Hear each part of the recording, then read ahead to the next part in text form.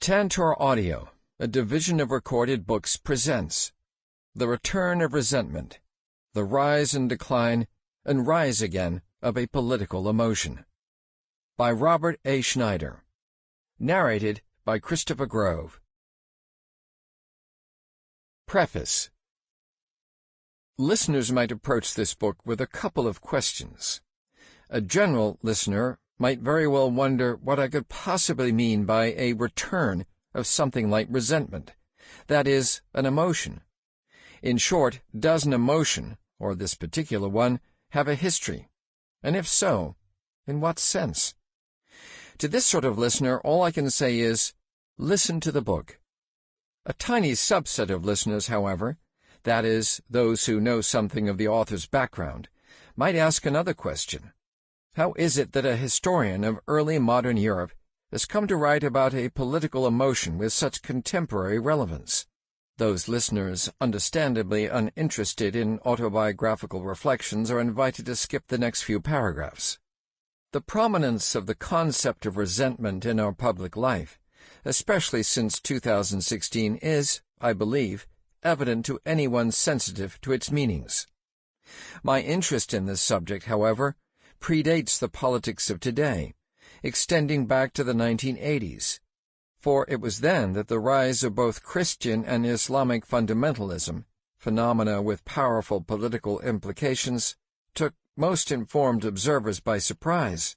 How could such seemingly atavistic religious movements emerge in the modern world, especially in the West, where religious observance had been steadily waning, and religion itself increasingly relegated to the private realm? For many, these movements represented a challenge to their way of thinking about the world. How could they have been caught so intellectually flat-footed? I was one of them.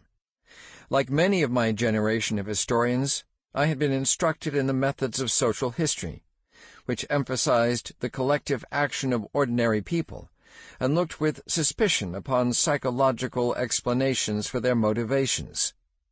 In particular, we largely rejected the approach of an earlier generation of social scientists and historians, for whom a psychological, even psychoanalytic interpretation was their stock in trade. Perhaps the most prominent of these was the great American historian Richard Hofstadter, 1916 to 1970. Who wrote about the paranoid style of American politics and anti-intellectualism in American life, concepts that, in fact, have regained popularity in the face of present-day right-wing movements. I deal with Hofstadter and kindred academics in Chapter 5. While, like most, I appreciated Hofstadter's magisterial approach to history, and especially his luminous prose, I joined in rejecting both his disparaging view of populism and an overgeneralizing psychological interpretation of social movements. There is a cliched warning about throwing the baby out with the bathwater, and I think that's what we have done with an approach like Hofstadter's. Our rejection was simply wholesale. And while it is by no means an easy task to confront the psychological and emotional dimensions of collective life, the fact that many historians and social scientists weren't really prepared to do this, were even resistant to thinking in these terms, meant that we only perceived a whole set of consequential movements once they had shaken the very foundations of our world. In a sense, we have been playing catch-up ever since. In part, this book represents my own reckoning with this missed opportunity. Introduction. The Resentment That Never Sleeps, read the headline of Thomas B. Edsel's column in the New York Times in December 2020. Edsel frequently reports on recent social science research on contemporary matters. In this piece, he gathers evidence suggesting that rising anxiety over declining social status tells a lot about how we got here and where we're going. As I write these words, resentment is part of the vocabulary that describes the moment. In October 2021, David Brooks, also of the Times, proclaimed, "Some days American politics seems to be a futile clash of resentments." Brooks's and Edsel's colleague Maggie Haberman announced in the title of a column in early 2020. Trump adds to playbook of stoking white fear and resentment. At the peak of the coronavirus pandemic, former President Barack Obama decried then-President Donald Trump for fomenting anger and resentment. And weeks earlier, as Black Lives Matter protests racked cities across the U.S., the then presumptive Democratic nominee for president, Joe Biden, condemned Trump for turning this country into a battlefield driven by old resentments and fresh fears.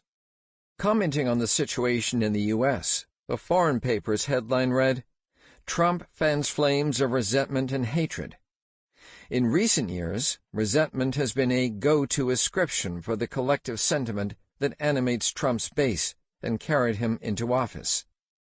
Following the election in November 2016, it readily flowed from the pens of editors and op-ed commentators. David Remnick, the editor of The New Yorker, vilified the victorious candidate as a slick performer who essentially duped his followers by being more than willing to assume their resentments, their fury, their sense of a new world that conspired against their interests. "Resentment is no excuse for bald-faced stupidity," wrote a guest columnist in the Washington Post 2 days after the election. Writing in the same paper the next day, Leon Wieseltier urged liberals to stay angry, offering this indignant commentary. "The scapegoating of otherness by miserable people cannot be justified by their misery. Resentment, even when it has a basis in experience, is one of the ugliest political emotions, and it has been the source of horrors." Citing recent research, the news site Vox announced, Trump won because of racial resentment. During the first impeachment proceedings, the historian Michael Kazin was quoted in The Atlantic. "Trump speaks to a lot of the same resentments and a lot of the same themes as previous conservative populists, but he is politically more divisive." The ascription goes beyond Trump. "Cultural resentment is conservatives' new religion," asserted the New Republic in October 2020. It wasn't only the American political scene that occasioned the use of this concept. The UK's vote to leave the European Union, a vote that was as unanticipated as the Trump victory later that year, was made retrospectively comprehensible by calling upon the same emotion. "Wigan's road to Brexit. Anger, loss, and class resentments," proclaimed the New York Times. So, too, with the Yellow Vest protests in France. "I believe that resentment," wrote a journalist in the British paper The Observer, "a sense of being slighted or ignored or despised or abandoned or humiliated, explains the Yellow Vest movement more than any other particular grievance." A column in The Guardian in December 2017 by Dana Tortorici was titled, "Reckoning with the Culture of Male Resentment." Taking in a range of ills, Foreign Policy laconically noted, "The West has a resentment epidemic." Today, resentment seems everywhere, but it wasn't always so. Just a few years ago, evoking the sentiment in order to explain people's grievances and discontents struck many as a misstep, the wrong sort of analysis which disguised more than it revealed. In 2008, then-Senator Obama gave a talk before a crowd of wealthy donors in San Francisco, in which he reflected on his recent trip to small towns in Pennsylvania and the Midwest, whose inhabitants felt let down by successive administrations and their repeated promises of regeneration. So it's not surprising, then, that they get bitter. They cling to guns or religion or antipathy towards people who aren't like them, or anti-immigrant sentiment or anti-trade sentiment as a way to explain their frustrations. The reaction was swift. A Huffington Post journalist called the speech a problematic judgment call, reminding readers that for his well-heeled California audience, his description of working-class resentment was couched entirely in pure negatives: guns, clinging to religion, antipathy, xenophobia. And Leo Rebuffo, the late historian of the American right, lamented this throwback to the discredited political sociology of another generation, which dismissed church attendance, ethnic solidarity, and other allegedly atavistic behavior as socio-psychological symptoms devoid of any sensible rationale.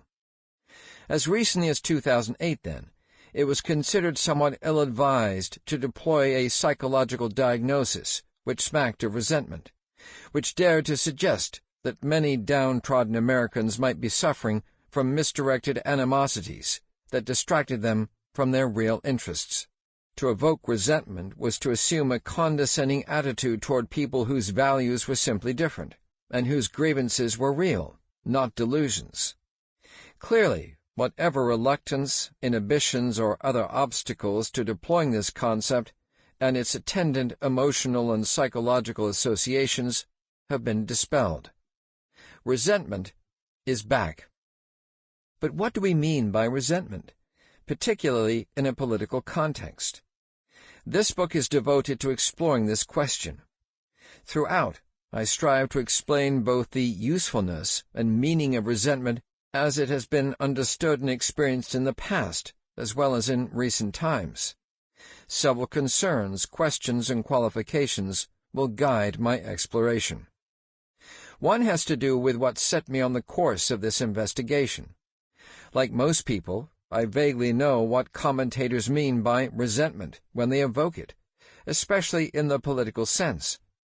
I am, however, troubled by its casual, sometimes unthinking deployment. It's like inflation. When we use something too frequently, its value is diminished. Does it really clarify people's motivations? Might it not obscure more than it illuminates? And its potential to obscure is compounded by the complexity of this particular emotion. For example, it's clearly akin to anger. Perhaps, as some have suggested, it's a subspecies of anger. But this then leaves us wondering what defines it as distinct. Is being resentful the same as being angry? Clearly not. But why not? I will explore the difference between anger and resentment in the following. The fact that a wide range of commentators gravitate toward resentment over anger as an insight into the present moment clearly suggests a meaningful distinction. Still, the distinction remains merely implicit, if not entirely vague. One thing seems clear to me, however. Unlike other negative emotions such as anger, but also fear, disappointment, and sadness, to be called resentful is often, perhaps even usually, demeaning. It's hardly an emotion that people are happy to own. This is why, as several commentators have noted, it has often been used to delegitimize or discount people's grievances. On the other hand, in some situations, resentment is useful as a prompt for the recognition of injustice, suggesting a more elastic sense of the concept. We should remain alert, then, to the range of modes and moral valences of resentment, for I want to be sure that we don't assume for it purely negative connotations. Throughout this study, I will be focusing for the most part on the political, and therefore the collective phenomenon of resentment. This does not mean that there is an absolute distinction between the resentment of individuals in interpersonal relationships and public expressions of this emotion.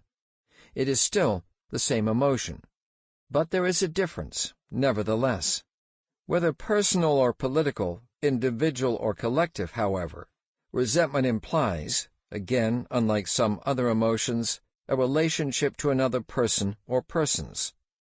One can be angry at the weather, or fearful of climate change. One can be simply hopeful or anxious in an existential sense, without the implication of a particular person or agent as responsible for one's own hope or anxiety. But like other emotions, humiliation, jealousy, envy, with resentment there are always others or another, usually real, sometimes imagined, in the wings. It may be that resentment, unlike some other emotions, is complicated by its compound nature. That is, it is usually a mix of several emotions, anger to be sure, but perhaps as well two emotions that are often confused with one another, envy and jealousy. We should be wary, however, of simply conflating resentment with seemingly kindred emotions. The early 20th century philosopher Max Scheler, probably the most cited authority on ressentiment after Nietzsche, insisted that the resentful were at base profoundly envious. In his view, it is the envy of the poor, the weak, the generally discontented toward their social betters, which gives rise to modern resentment. But while this is surely the case sometimes, it is just as surely often not. For example, I don't think that today's anti-vaxxers, resentful of being told to submit their bodies to the ministrations of medical experts, are envious of the unflappable Dr. Fauci. The same might be said of jealousy, which should be distinguished from envy. Envy implies wanting something you don't have, while a jealous disposition arises when what you do have is threatened by the affections of another. A jealous person might very well become resentful of their rival, but not all instances of resentment entail rivalry. And while the challenge of dispossession often lies at the heart of resentment, this is not always the case.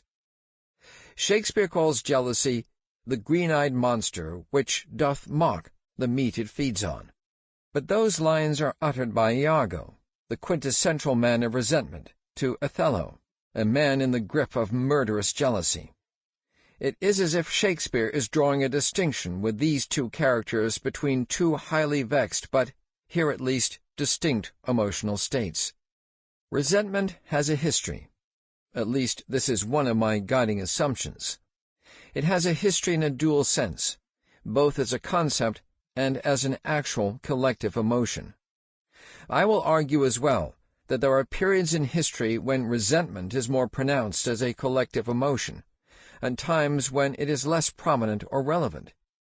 It may very well be, as I will suggest, that it is characteristic of the modern age. But one of the unavoidable aspects of thinking about the history of resentment is Nietzsche's formulation, primarily in On the Genealogy of Morality, which I shall look at in a subsequent chapter. Nietzsche didn't find a comparable German word for the disposition he wanted to describe, so he used the French word ressentiment. Many have followed him, and thereby make a distinction between our ordinary understanding of the emotion, resentment, and an emotion characterized by bitterness, a festering desire for revenge, and a twisted sense of what or who is responsible for one's suffering, which they call ressentiment. This is more than a difference in degree. It implies a deep-seated, self-defeating psychological state that ultimately informs one's entire outlook on the world. In this study, however, I have decided not to use it, as opposed to resentment. Indeed, I think that relying upon the Nietzschean term prejudices in advance our sense of what emotional or psychological state it means to evoke, assuming a level of disparagement that is not always warranted. In this book, I will be toggling between two levels of analysis. On one, this is an intellectual history of the concept of resentment, how it has been understood and interpreted by commentators, and how it has been deployed as a means of understanding puzzling political movements, ideologies, and popular sentiments. In the latter sense, we might think of this as resentment talk. Still, to pursue this line of inquiry without attending to these movements, ideologies, and sentiments themselves strikes me, as it undoubtedly would strike most listeners, as an exercise in pure and pointless intellectual abnegation.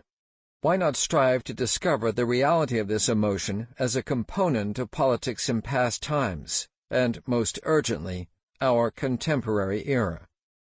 This is what I will attempt to do. It must be acknowledged, however, that accessing the reality of a collective emotion is not a simple task, especially in the past. Even the most public aspects of people's experiences across time are accessible to us only through the documents they leave behind. If, as it is said, the past is a foreign country, we can only visit it virtually, with documents as our passports. For the present state of affairs, however, I will be relying on the many excellent studies produced by social scientists and journalists, studies that seem to appear almost daily, which reveal a lot not only about what our contemporaries think or what they believe in, but also sometimes what they feel. This leads to a final qualification. This book is informed and inspired by the field of the study of emotions in the social sciences and humanities, a relatively new approach to understanding the workings of society. Its newness might puzzle some listeners. How could scholars not take into account people's feelings, especially today, when passions clearly run so high in the byways of public life? This is certainly a legitimate question. One answer is that acknowledging the role of emotions in motivating people is one thing. Actually giving a comprehensible account of their meaning and the impact is another. It's even more difficult when dealing with the past. But another has to do with long-standing assumptions seemingly fundamental to our ways of thinking about the human experience. At least since the 17th-century philosopher Descartes, and probably before, the tendency to divide body and mind has marked Western thought. And the long legacy of the Enlightenment only reified this distinction. As Jan Plamper, one of the leading historians of the emotions, writes, in the Enlightenment, the canonization of reason demanded sacrifice, and the strict separation of reason and feeling was one such sacrifice. This might seem like merely an intellectual disposition, based upon a particular and historically very persuasive conception of human nature, which indeed it is, but it has gathered strength, bolstered by other somewhat tendentious views, more prescriptive than descriptive in nature, that we ought not to recognize feelings, passions, and emotions on the same level as reason, that legitimizing emotions in public life has produced disastrous results, that an inclination toward the emotive is characteristic mostly of uncivilized, uneducated, or lower-class social elements, which have not achieved the stage of development where they are primarily governed by reason, and that finally, the long-term social development, at least in the West, the so-called civilizing process, favors the rise of self-control and a commensurate decline of emotions as governing human behavior. This many-faceted bias against studying emotions has only recently been overcome. That it prevailed for so long into the 20th century might be explained precisely by the experience of those who lived through this tumultuous period, when nationalistic, fascist, and populist movements offered a cautionary lesson against allowing emotions to gain the upper hand in public life. In any case, the concept of emotions now has a secure place in our intellectual toolbox. This does not mean that its use is unproblematic. Is it meaningful to invoke emotions as an overarching category, or do specific emotions differ so fundamentally as to defy a general approach? It may be that, like religion, a notoriously difficult concept to define in the abstract, we can only treat emotions in their particular forms. Resentment or anger. Between 1872 and 1980, in the field of experimental psychology, and within the limits of only English-language publications, there were apparently 92 definitions of emotion, which is all the more reason not to consider the emotions as a generic category. The issue is further complicated by the realization that however we think of emotions, they are never a matter of pure feeling alone. Accordingly, like others, I will sometimes refer to emotions as people's psychological dispositions. Indeed, a blurring of the two terms suggests an important insight that psychologists and others who study emotions have pursued, helping once and for all to break down the venerable divide between mind and body. Emotions are never absent cognition. We think at the same time as we feel. But it is also likely that the balance between feeling and thinking is not always the same with each emotional state. Here we can begin to explore the difference between anger and resentment as a means of establishing the particular nature of the latter, its distinctiveness in relation to other negative emotions. As normally understood, anger has many faces. In English, one might think that these are some of the species of anger, writes the moral philosopher Owen Flanagan, rage, outrage, hatred, fury, indignation, irritation, frustration, resentment, prissiness, impatience, envy, jealousy, revenge, and vengeance. There are, it seems to me, at least 4 ways we can distinguish resentment from the rather broad range of feelings classified as anger. First, resentment is relational. To be sure, this is often the case with anger. We are angry at someone who has hurt or disappointed us, who has thwarted us in our goals, who has spoken unkindly or has slighted us, who has failed to acknowledge our suffering, who persists in ignoring our presence, and so forth. We can even be angry at ourselves for, say, forgetting to do something. But just as often, anger is merely anger, without any agent responsible for provoking it. As Peter Strawson has noted in a foundational essay in the field of moral philosophy, resentment differs from general anger in the same way that indignation differs from it. To be indignant is to react to harm not done to you, but to someone or some group with which you identify. Resentment, then, names an emotion, a kind of moral anger, at something done to me by someone else intentionally. If someone steps on my foot on purpose, the physical hurt is the same as if they had done so accidentally. In terms of pain, there is no difference. In the latter case, I might be momentarily angry. In the first, however, there is cause for resentment, a sense of moral injury. This suggests a second way of distinguishing resentment from anger, or realizing how anger can morph into resentment.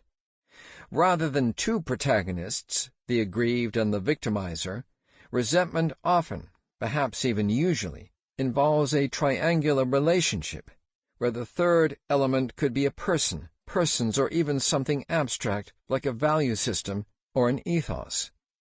This is best illustrated by the following scene. Say I, a professor, bump into a student and fail to excuse myself. My exalted status assures me that such a courtesy on my part is simply not warranted, at least not to a lowly undergraduate.